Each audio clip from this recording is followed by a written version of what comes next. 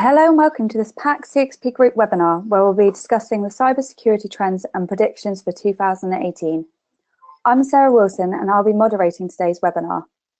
I'm joined by Jean-Christophe Boudouin, Paul Fisher, Laurent Charion, and Mathieu Pajot, who will be your hosts for today. If you have any questions during the webinar, please use the chat function and we'll spend some time at the end of the webinar answering as many of your questions as possible. So without further ado, I'll pass you to Laurent to start the webinar. Thanks, Sarah. Hello, everyone. We will first have a look at what we've seen in 2017, and then we'll spend time on our outlook and our trends for 2018 and beyond.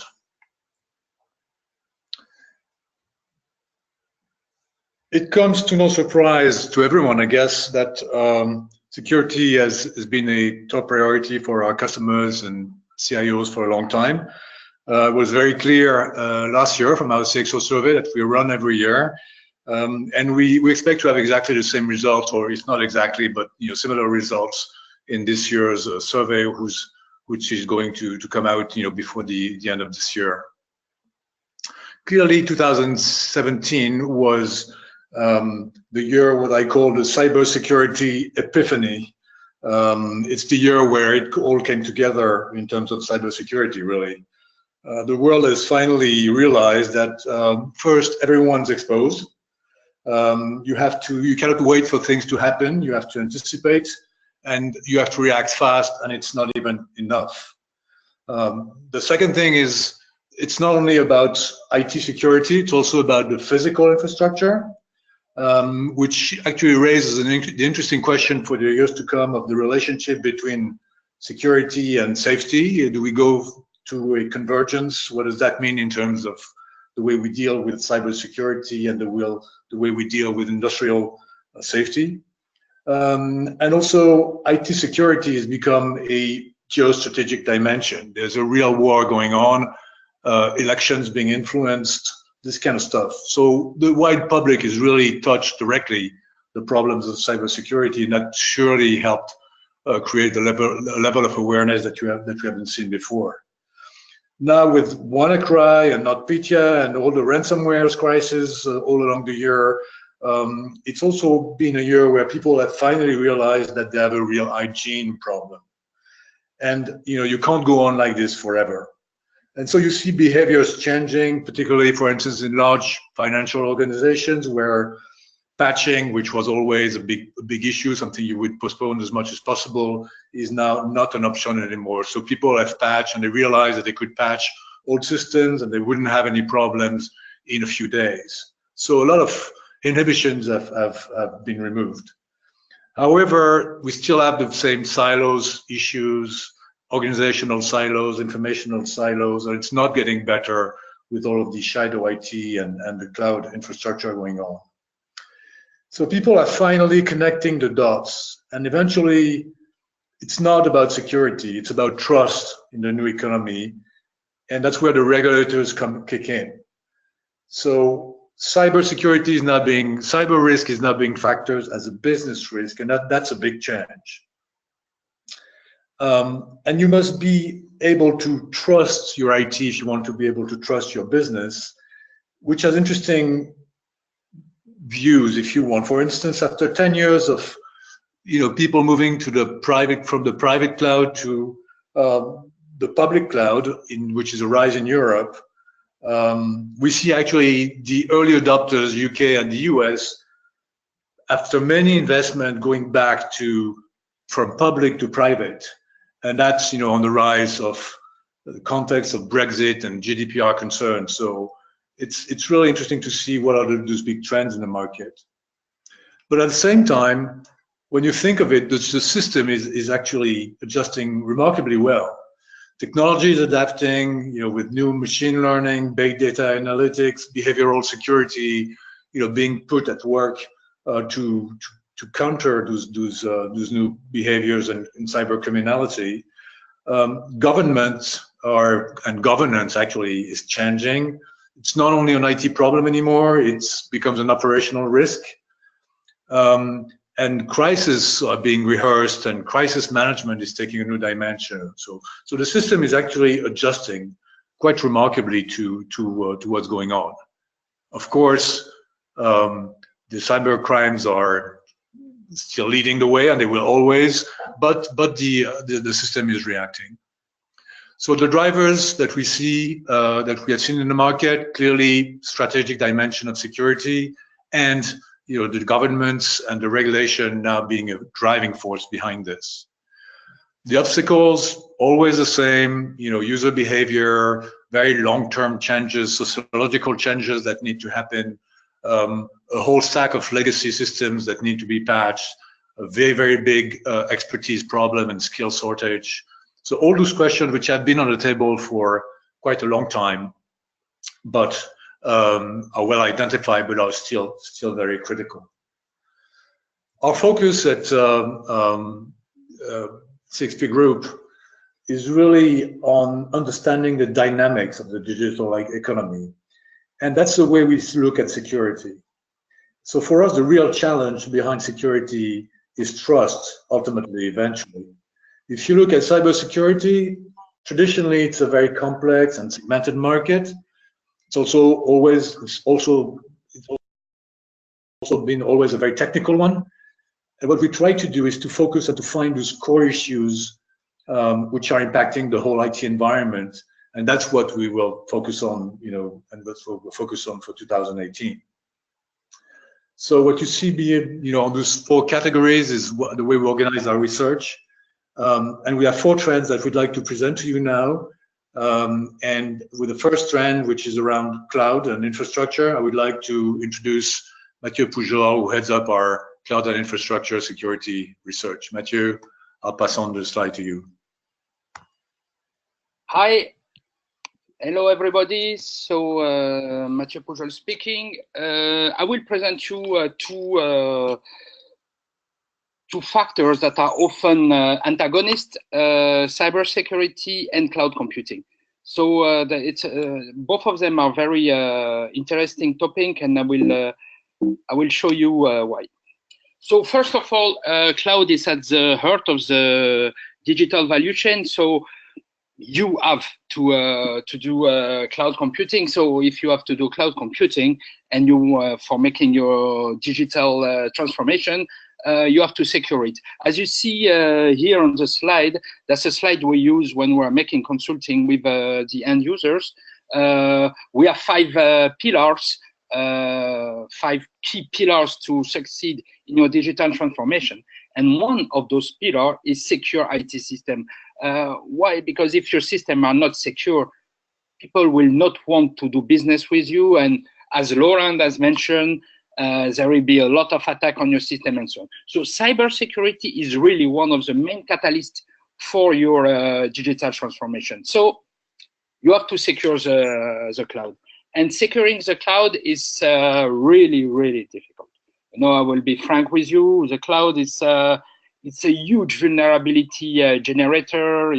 With open system, with new technology that keep on flowing, with its ecosystem-driven business model, which make your system more vulnerable to the vulnerabilities of your partners. So it's all a chain reaction. Also, the cloud is providing people who want to attack you with a lot of firepower that they can come with at a very low cost across the internet. So cloud is the tremendous armory for finding weaponry to attack the company.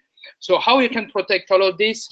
First of all, people will attack you to where is your weakest link.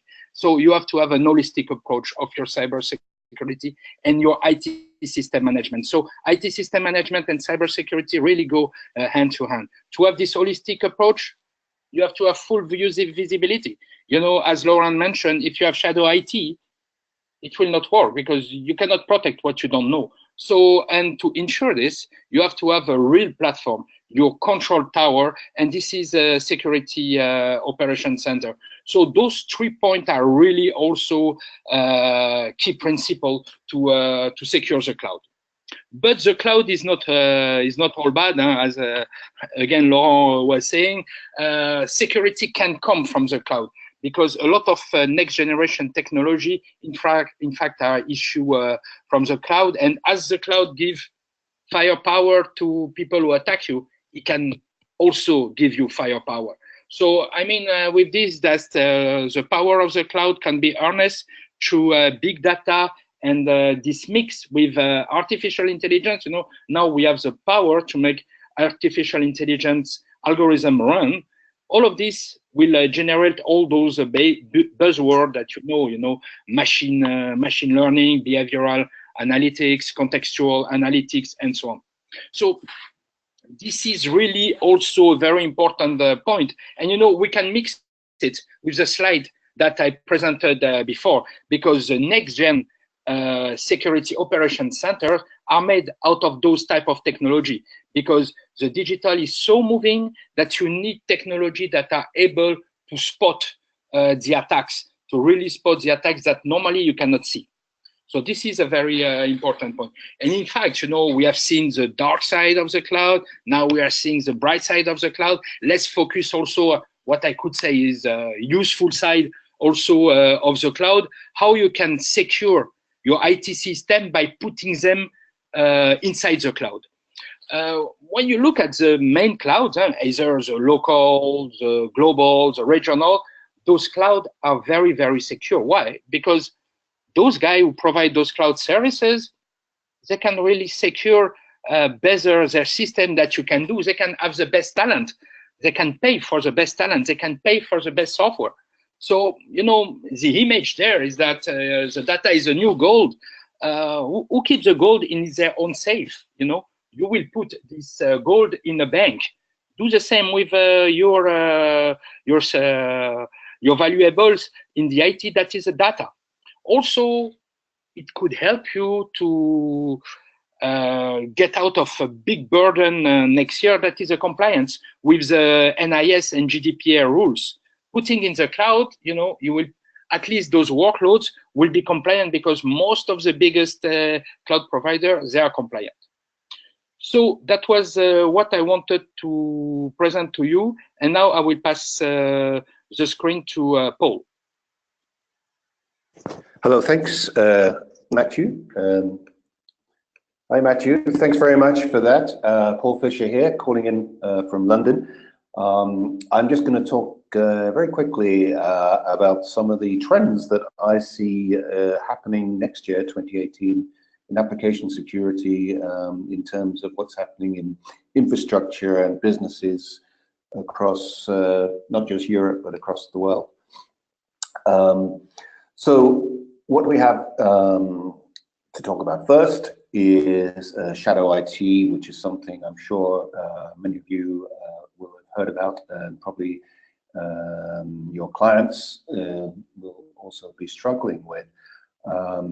We did some research ourselves quite recently when we looked at identity and access management challenges within organizations across Europe.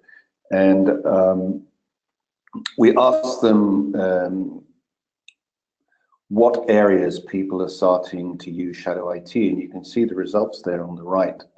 That's cloud services, cloud storage, and CRM and virtualization are all areas that people are now starting to use shadow applications and shadow infrastructures rather than going through what would normally be the IT department.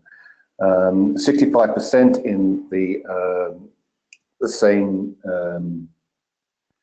survey said that the shadow IT was a barrier to securing their identity and access management solutions. Now, the question is, why is this happening?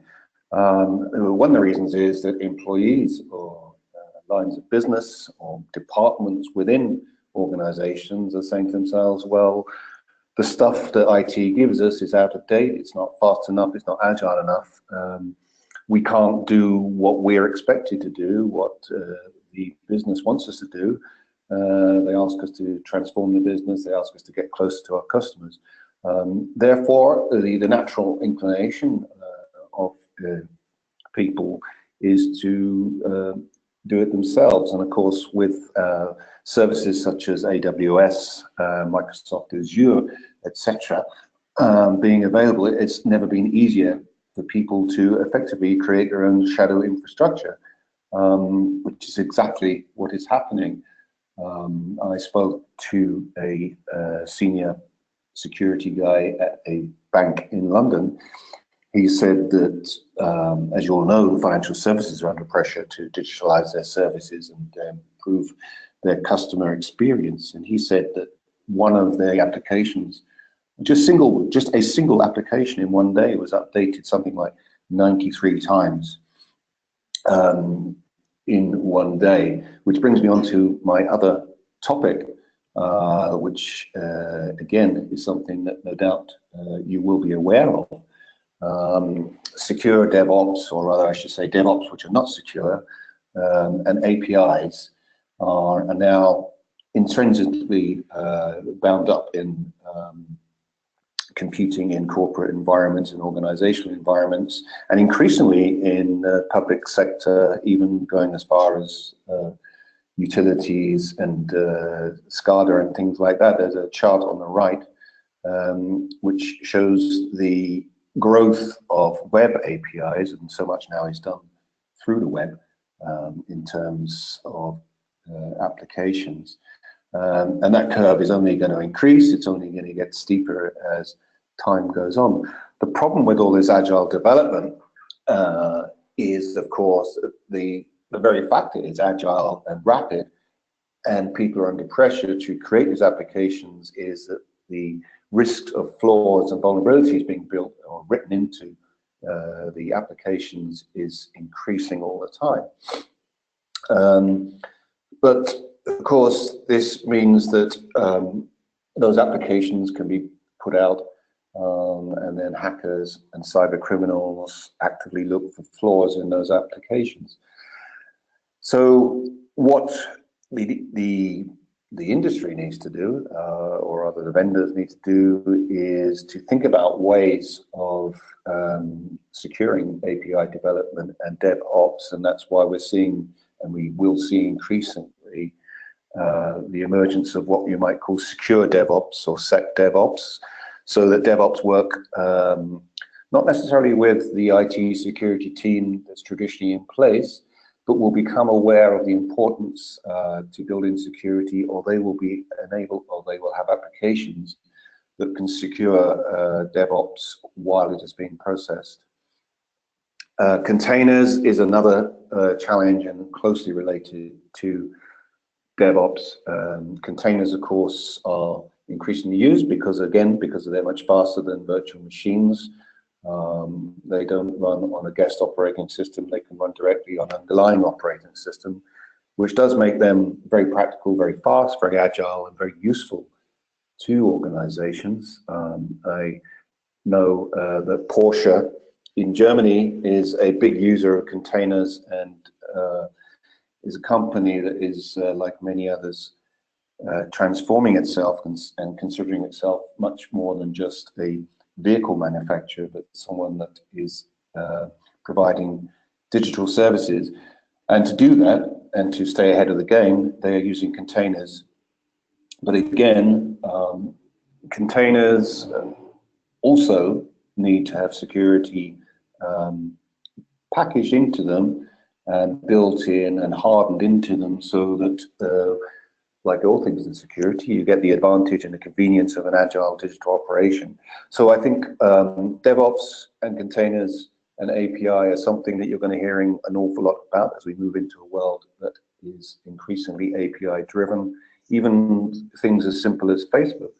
People are moving applications and using Facebook APIs simply because of the sheer numbers of people they can reach on Facebook. And when you think about that, then you get some indication of the kind of security challenges that are there. Once you start mixing up Facebook and business applications, you have a real challenge.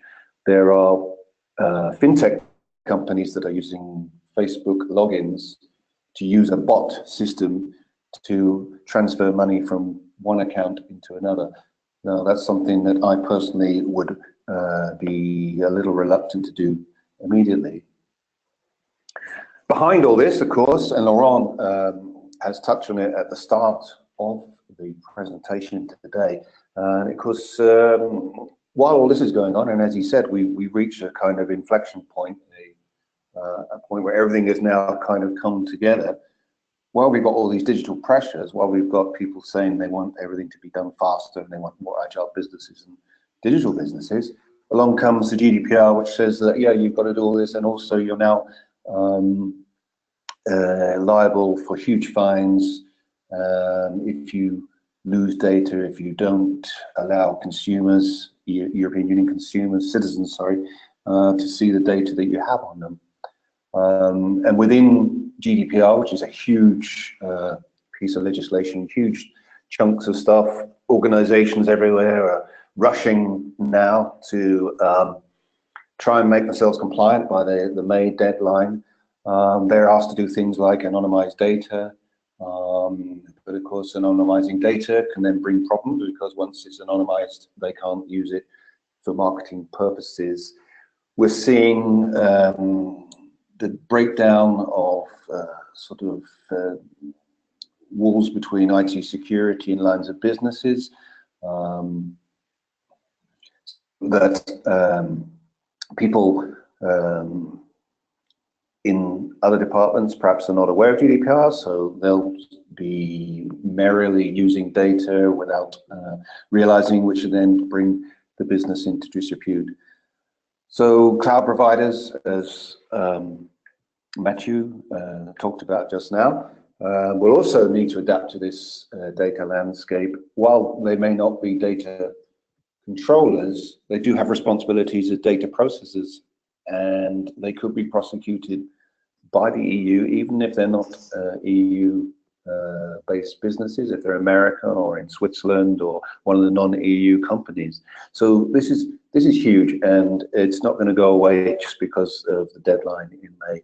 But I do see within all this opportunities for those vendors in identity and access management, privilege account management, probably more crucially, protecting privilege accounts is going to be very important. An awful lot of breaches occur simply because privileged accounts have been forgotten about, and hackers have used them to get into the organization. Phishing attacks would not be successful if, when someone tried to download a piece of software onto the network, they are said you are denied access, you're denied authorization to do this. So these fundamental things, and of course encryption is very important, to services which have been around for a long time, I think will have a new lease of life. So with that, that's my part of the presentation finished. I shall hand back to Laurent.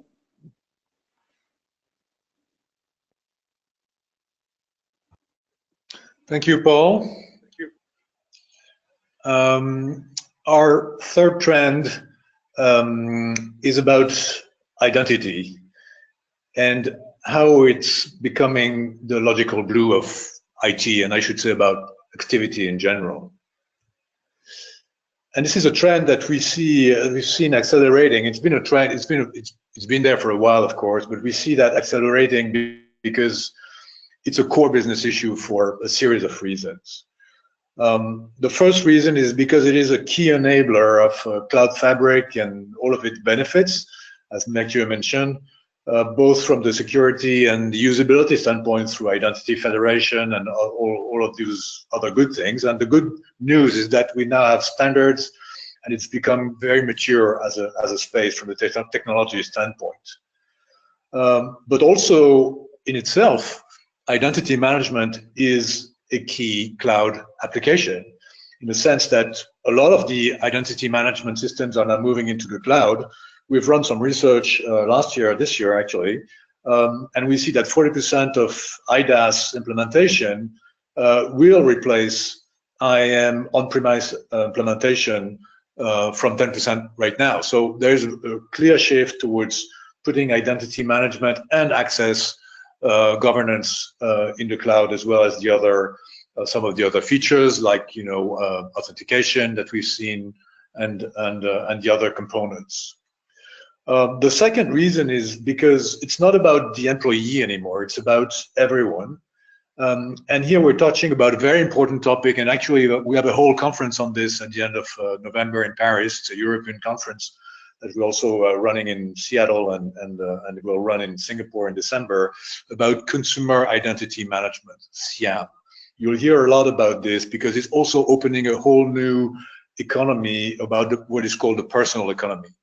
It's how do you manage consents, how do you change the measure around personal data. And there's a lot of very interesting economics going on behind this, including also from the compliance perspective.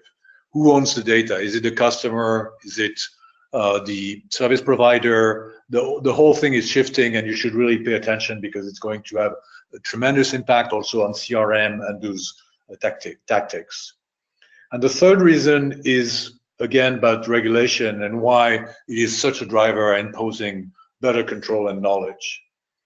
Now, of course, all this needs to happen in a trusted and in a frictionless manner. So you'll see a lot of interest in leveraging biometrics and big data analytics for contextual understanding and to frame, what is still a nagging issue, which is the good old login password problem. But again, the system is becoming so much more receptive, fluid, intelligent, that we're now starting to see the ability to get rid of passwords and logins, at least for a very big part of the user interaction. And of course, you also see the development of what I call trustless services, which is really leveraging the system, and particularly around blockchain, to articulate dynamically complex identity production systems across numerous stakeholders. Identity is not something which falls, it's something which is built, like trust. Many people have pieces of the puzzle. How is this going to play? How are they going to interact? How can the system itself become the trusted third party without having to involve the other players? That is very big, not only in finance. You'll see this in the KYC process, but also in general. And that is also something that we are going to pay close attention in the coming months. Final trend, and we've spoken a lot about it already, but it's really all around regulation.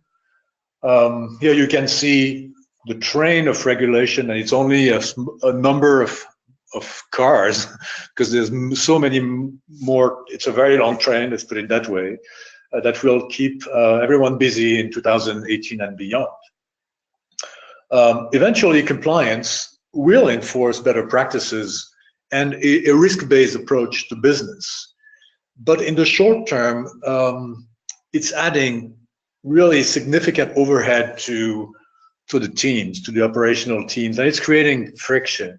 And actually what we see is that, particularly in the financial sector, we've got a few numbers on this, that the cost of compliance is eating up all of the productivity gain that were obtained from IT in the last years. So that is a big financial problem. It's a big economical problem, and particularly in industries with very low margins, as the banking industry and very weak players. It's not only about banks, it's about general understanding of regulation. With GDPR, everybody speaks about GDPR. This is the buzzword of the year, and it will be again for a few months. But you also hear about NIS, and compliance basically will hit every business in 2018. And our vision is that even regulations, like anti-money laundering or anti-terrorist regulation, will start hitting other industries than just the financial services industries, because it's just the way that the business needs to be run in a very, very different virtual environment. So how do you factor in the cyber risk into your business risk? That's a question that is top of line for every CEO right now. And again, there's a number of research done by us or other vendors which show that very, very, very clearly. Now, how organizations are gearing up to meet these challenges, what tools, what services will help them meet those requirements, and at the end of the day, manage their business in a more efficient way. That's what we're going to research this year. How is GRC adapting? GRC being general risk and compliance, as you all know, with this new IT and risk environment. What kind of services and technologies are appearing to meet and to help operate in a compliant way in a very complex legal and operational environment? That is what is called RegTech, which is right now a sub-segment of FinTech, but will soon appear as a segment which goes out of the finance to regards really all of the compliance and risk environment. The merging of legal and IT, I think, is one of the key things that is happening right now. It's no surprise because code is law, but code is also legal code. And I think for me that actually law is code more important than code is law, but that's more of a philosophical question. So this is a big trend, regulation, big trend in 2018 and beyond. And of course, that's going to be a very important part of our research programs. So with this, this was kind of the 4 trends. There's obviously a lot more happening in the industry, but those are, I think, what we think are the influential key turning stones or touchstones, which are going to influence the whole of the business. And with this, I will pass it on to Jean-Christophe Baudouin for the rest of the presentation. Thank you very much.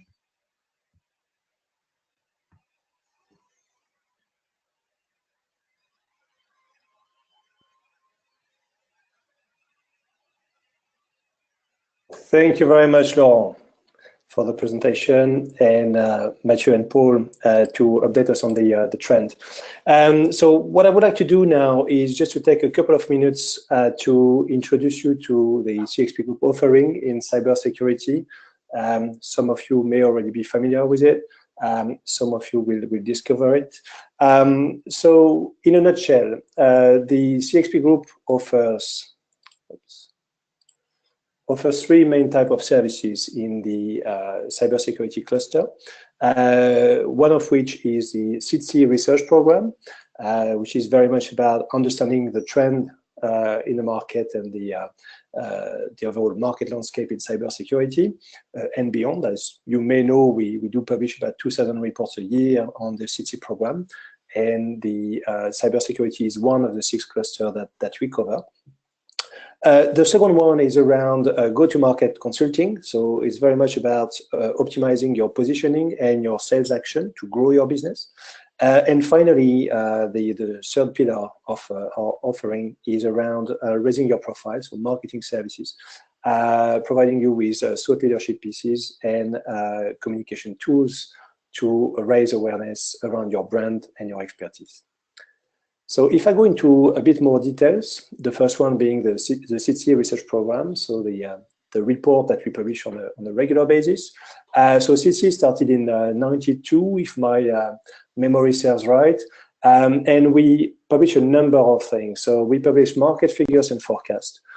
We publish vendor ranking and benchmark, as you can see on the screen, as well as trend analysis, so local analysis, but also vertical analysis and horizontal analysis. So cyber security is one of these horizontal I'm referring to, and vendor profiles, whether it is vendor profiles of a general nature, such as vendor profiles for the likes of HP, IBM, Capgemini, and so on, who have many different specialism and expertise, or specialist vendor, for which we also produce some specific cyber profile for.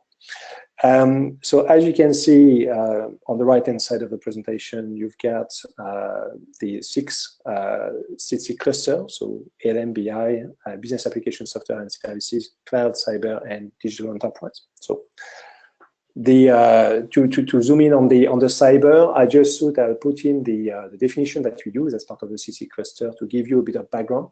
don't panic. I'm not going to go through all these different segments today, but I thought it would be useful to put in the presentation so that if you have questions or are interested to know how we categorize this segment, you can go back to it after the presentation. The four main categories that you need to remember is that we put everything together, all our figures around governance, systems, content and application, and infrastructure. In terms of the agenda for 2018, again, we will have plenty of reports published in the coming months in H1, H2 2018. I listed a couple of them. We talked about cloud security, about governance, regulation and compliance, infrastructure, app security, digital identity in the first part of the presentation. So I thought it would be useful and helpful to have some flavor as to what kind of title we are considering for the coming years. And you can see just to note, we will look quite actively into behavioral security and what goes with this. So that's also a strong dimension in what we're going to research this year.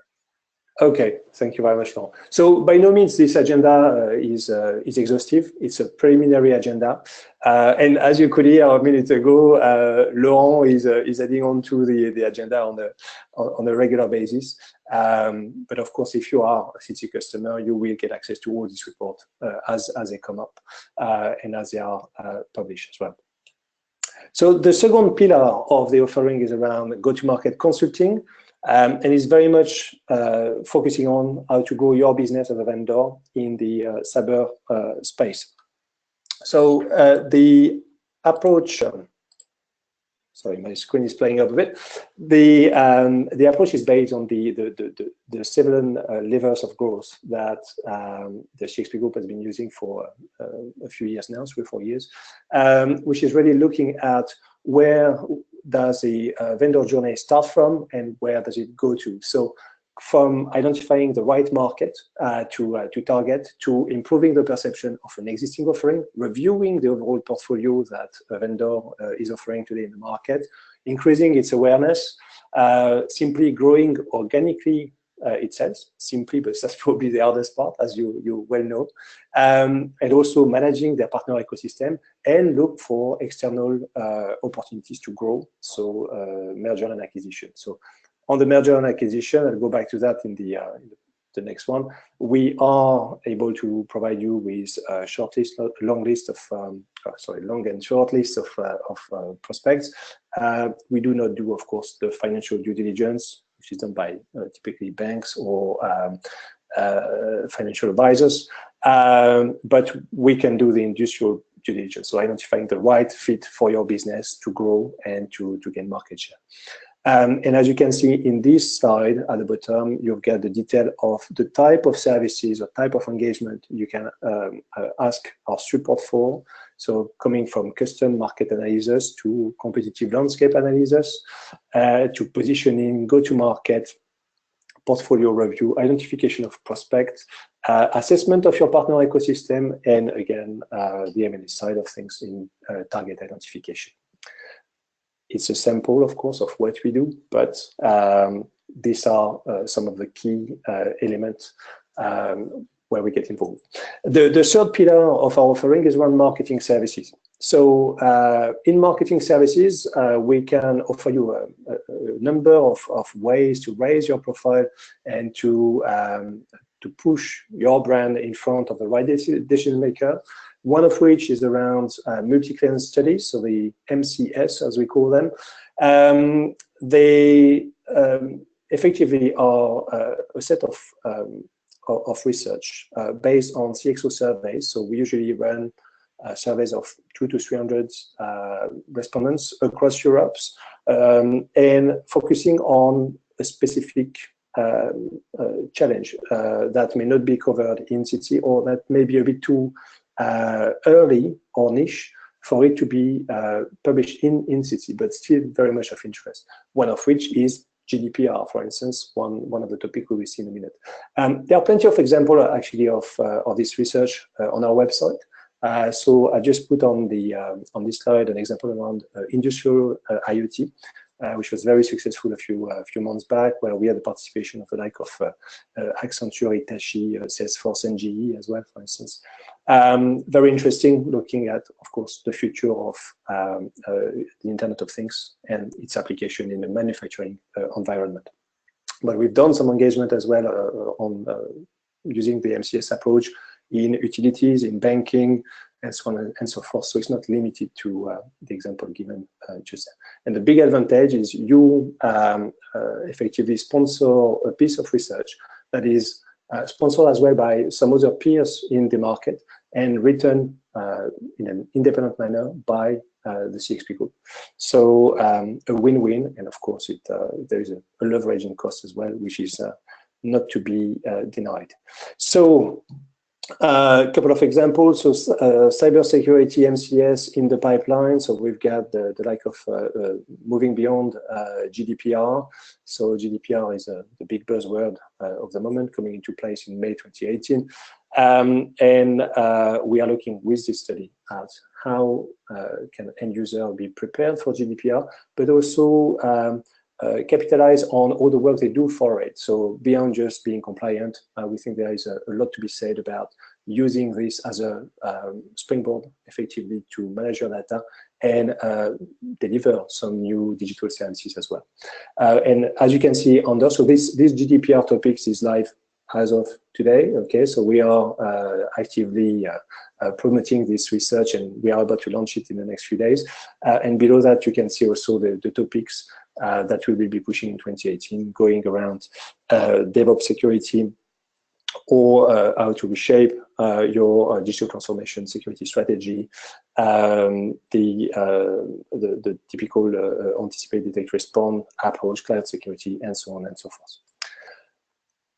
The next element about raising your profile is around market positioning, and for this market positioning and the vendor benchmarking, as some call it, we are partnering with KuppingerCole. So you may or may not be familiar with KuppingerCole, but KuppingerCole is one of the leading analyst firms focusing on identity and access management, as well as GRC. And we've been working with Kuppinger for I think about 18 to 24 months now. Partnership is doing very well. We're working very closely together, and that's why we decided as well to make their research around Leadership Compass available on our website and to our customers. So you can effectively make the most of their analysis. And if you have any question or interest there, please feel free to get in touch. I put there a couple of examples of Leadership Compass that were published this year and will be published next year, around privilege management that Paul mentioned earlier, identity as a service that was touched upon by Laurent as well, but also secure information sharing, adaptive authentication, and so on and so forth. And quickly, my last point around customer support, so that we have plenty of time for Q&A as well, is if the multi-client approach is not just for you, or not quite for every single occasion, and if the vendor benchmarking is of use but not quite what you're after either, we offer a service of custom support, so we can publish for you and research white paper and surveys that will be just for you as a custom engagement, infographics, case studies, speaking engagement, and so on and so forth. So if you have, we can do some support around blogs as well, and communication. So if you have any question, reach out and we do our very best to help. The final point is around the content and what do we do with all this content. So we promote it, of course, through our websites. Get about 60,000 unique visitors per month, as you can see. We do regular emailing campaigns, social reach, promotion in newsletter, in events as well, through our Pack Horizon or our events in Paris as well. And we have multiple participation as well in Munich events and the BARC events as well across the different brands of the group. So in terms of the sales pitch, if I may say, I think I'll stop there. We are bang on time, I think, to take some questions. So with that, I'd like to open the floor to Q&A. And I don't know if, Sarah, do we have already some questions coming from the webinar attendees today? Yes, so I'll take you through a couple of questions that we have. The first question is, can you give us more detail on the security technologies you see growing in 2018 and further into the future? Well, thank Sarah. Perhaps I can take that one. I kind of alluded to some of it in my presentation, but certainly given that the focus is now a lot more on data protection and the implications and the consequences of losing data are such that I think encryption will become more important. So encryption vendors will probably step up to the plate a little bit more, because the one thing that quite often happens, which makes breaches worse, is that the data, and it's surprising how many times this happens. Some of the biggest breaches in history, turns out the data is not even encrypted. So I think encryption, although it's not obviously a new technology, but I think it will come back to the fore.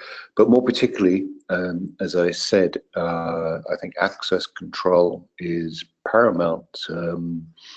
A lot of the attacks that happen, for example, the ransomware attacks, are not particularly sophisticated attacks, but they do take advantage of unpatched systems or a lack of preparedness by organizations.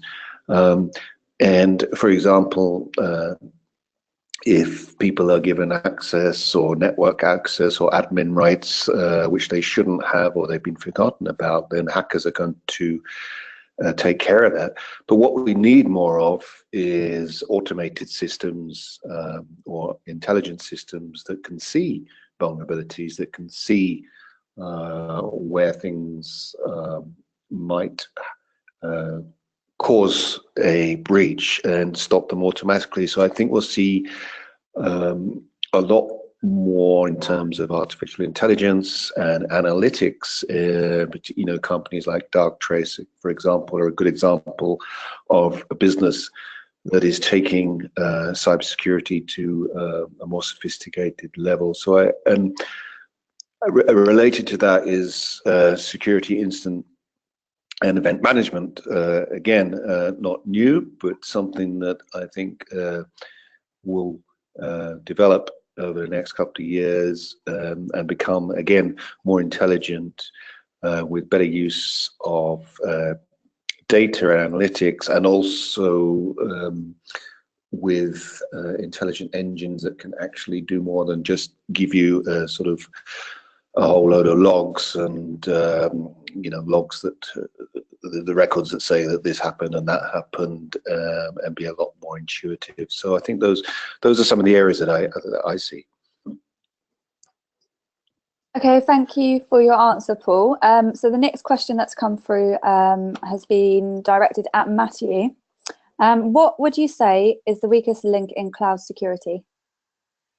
Okay, yeah, it's an interesting question. So let's say that there is a very easy answer to this. So the very easy answer, it's the weakest link in all cybersecurity is a human factor. So it's the same for cloud security, but let's say as it is the same factor also for cybersecurity. I will try to elaborate a little bit more on a factor that is very specific to cloud security. So as I say to you, cloud security, the data centers and aka the banks are very secure. Where there is still problem in cybersecurity, and a bit more problem than with the data center, is of course the transport layer. So meaning when the data flow are exchanged between the cloud data center and your data center, or the mobile phone, or whatever where the data will be used. So securing this this transport layer is very important. And to bounce back to what just say Paul, encryption there is a really a key proposition, but also technologies such as private VPN are very very interesting. So this transport layer is really an issue. In fact, if you want to keep an image in your mind, you know, it's really just like what's happening with the banks. You know, now there is nearly no robbery in a bank. You know, it's finished the time of Bonnie and Clyde with the guns and so on that come to open the safes. You know, in the IT, it's a little bit the same. So where people attack, they attack to the weakest link, and the weakest link is transportation. That's in fact the same in the bank world. People will attack when the armored car that transport the money in between bank and ATMs. So it's the same. The transport is the weakest link, and it's also the weakest link because neither you as a consumer of the cloud or the cloud provider is taking responsibility of the transport layer. So that's also a very big issue. But yeah, if you want to use cloud for security, but also if you want to secure the cloud, and if you want to put some of your workload in the cloud, beware of the transport layer. Okay, thank you for that, Matthew. So I have one last question before we finish for the day. Laurent, what impact do you think GDPR will have on the market in 2018?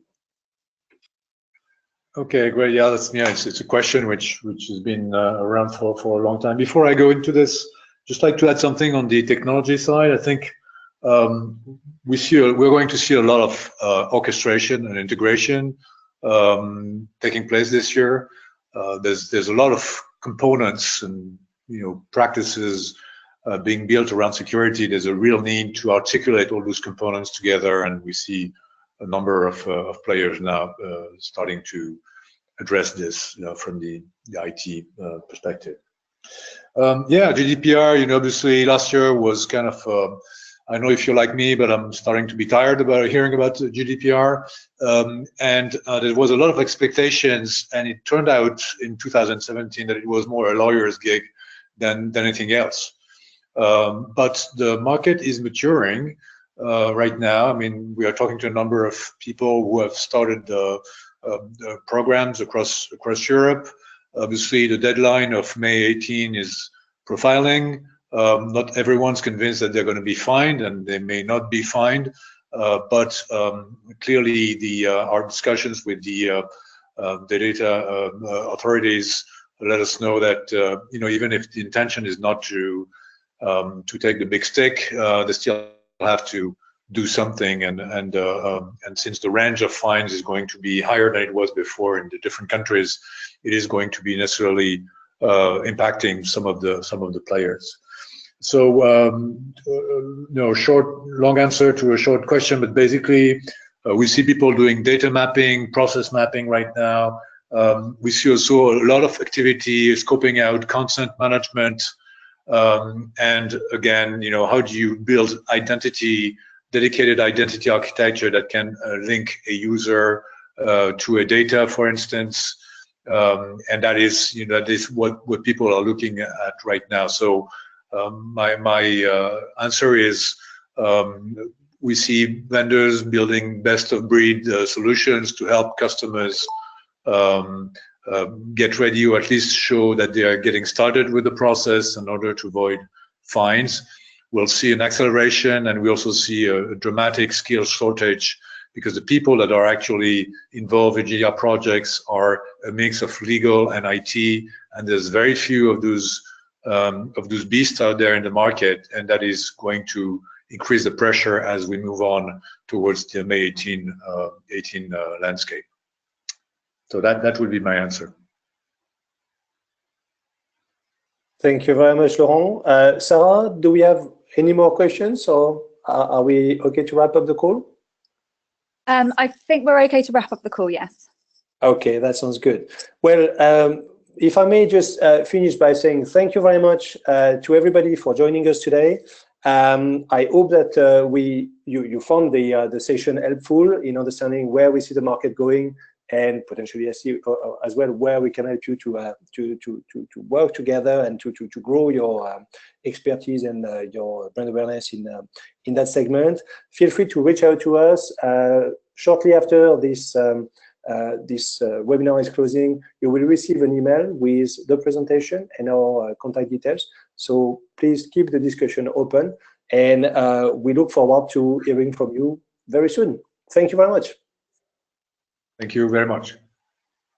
Thank you.